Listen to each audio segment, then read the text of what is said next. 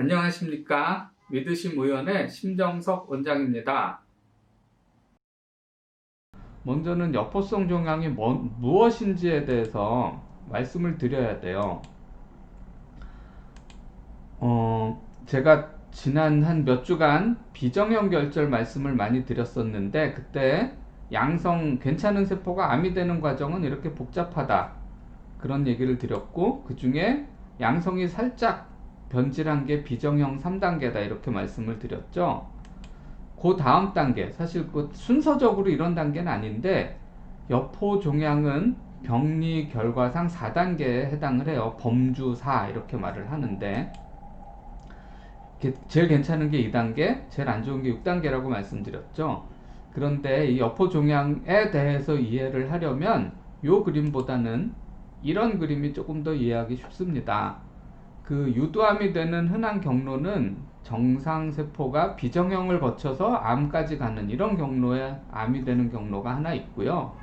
또 하나는 얘가 다른 길로 들어서서 여포선종이라는 양성종양이 됐다가 여포암이 되는, 이렇게 두 가지 경로가 있다. 그래서 이 길로 가면 유두암이 되고 이 길로 가면 여포암이 된다. 이렇게 이해하시면 쉬워요.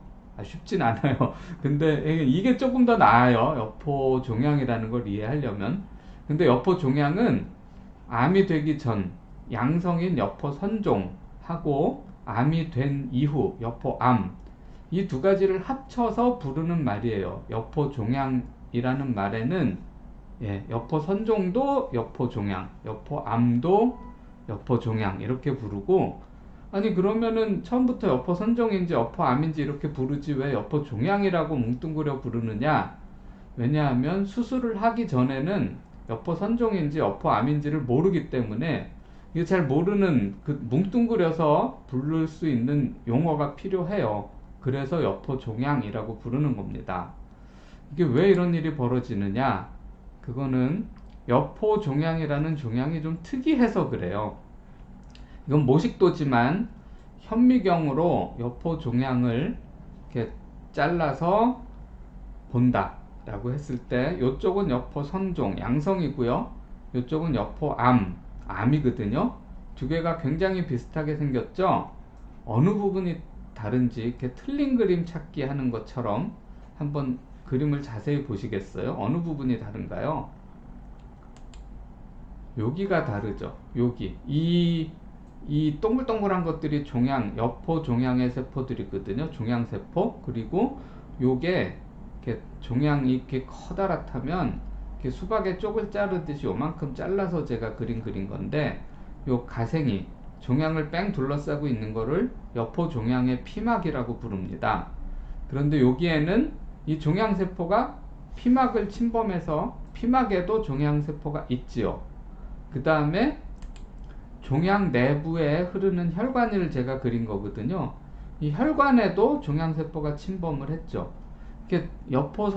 양성 여포선종이랑 여포암은 전체적으로는 굉장히 비슷한데, 이렇게 피막이나 혈관을 침범을 한 부분이 있으면 여포암이라 그러고, 그런 부분이 없으면 여포종양이라고 불러요. 여포선종이라고 불러요.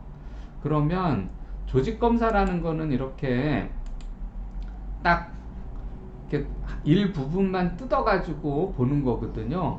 그러니까 조직검사를 했어요. 그래서 여포선종에서도 채취가 됐고 여포암에서도 채취를 했는데, 이런 식으로 딱 일부만 떼내면은 암인지 암이 아닌지 구별이 안 돼요. 똑같이 생겼잖아요. 암인지 양성인지를 구별하려면 이렇게 전체적으로 아무데도 이렇게 피막이나 혈관을 침범한 게 없다, 그렇게 돼야 양성 선종으로 진단이 되기 때문에, 이 여포암은 종양 전체를 다 드러내서 뺑뺑뺑뺑 돌려가면서 이렇게 피막을 침범한 데 없나? 이게 다 보고 없구나, 그래야 선종으로 진단이 붙는 거예요. 그러니까 수술을 해서 종양을 다 드러내기 전에는 선종인지 암인지 알 수가 없는 거죠. 그래서 이런 문제가 생겨요. 여포암이면 전절제가 원칙이고 여포선종이면 반절제를 해야 되는데, 여포암인지 선종인지는 수술을 끝나야 아는 거거든요. 그러니까 수술하기 전에 전절제를 할지 반절제를 할지 알 수가 없단 말이에요. 그래서 할 수 없이 이제 환자분께 이렇게 선택을 하시라고 말씀을 드리게 되는데, 이렇게 되는 겁니다. 예를 들면 환자분이 반절제를 선택했어요. 그래서 반절제를 했죠. 그랬더니 여포암이 나왔어요. 그러면 전절제를 해야 되니까 2차 수술을 할 수밖에 없게 되죠. 근데 반절제를 했더니 여포 선종이 나왔어요. 그러면 정말 잘 됐죠. 여포 선종이었으니까 반절제까지만 했으면 치료가 끝난 거고, 그 다음에 절제하지 않은 나머지 반쪽 갑상선은 지켰죠. 그러니까 성공한 거죠. 근데 만약에 전절제를 선택했다 그랬는데 보니까 여포암이 나왔어요. 그러면 전절제인데 여포암이었으니까 치료가 종료된 거고, 그 다음에 수술을 한번 또 할 필요는 없어졌죠. 그런데 전절제를 했더니 여포 선종이 나왔어요. 그러면 뭐 물론 치료는 끝났지만 환자 입장에서는 그러면 나머지 한쪽 갑상선은 내가 수술을 굳이 안 했어도 되는데 그냥 괜찮은 갑상선 한쪽까지 잃었네, 이제 이렇게 되는 거잖아요. 그러니까 요렇게 전절제를 했는데 여포암이 나오는 경우랑 선종이 나왔는데 반절제를 했는데 선종이 나온 경우, 요 경우에는 이렇게 성공한 셈인데, 그 반대 경우에는 둘 다 약간씩의 손해가 발생을 하죠. 그러니까 그거를 그 의사가 이렇게 하세요 저렇게 하세요 하기보다는 이제 이런 설명을 해드리고 환자분이 선택하시도록 하는, 이제 그럴 수밖에 없는 구조고요. 이게 이제 여러분들의 진료 환경을 보시면 알겠지만, 특히나 유명하신 대학 교수님들한테 수술 받으러 갔는데 이렇게 여포 종양이 어떻고 그 얘기 다 한다는 건 사실상 불가능하잖아요. 근데 적어도 지금 제가 말씀드린 이 정도의 이야기도 안 한 상태에서는 사실 환자분들이 선택할 수 없죠. 그러다 보니 이런 문제가 생기는 거고요.